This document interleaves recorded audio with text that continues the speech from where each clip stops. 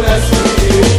مع ابو تريكة مانويل جوزيه واحمد رمزي كان بيعمل ايه؟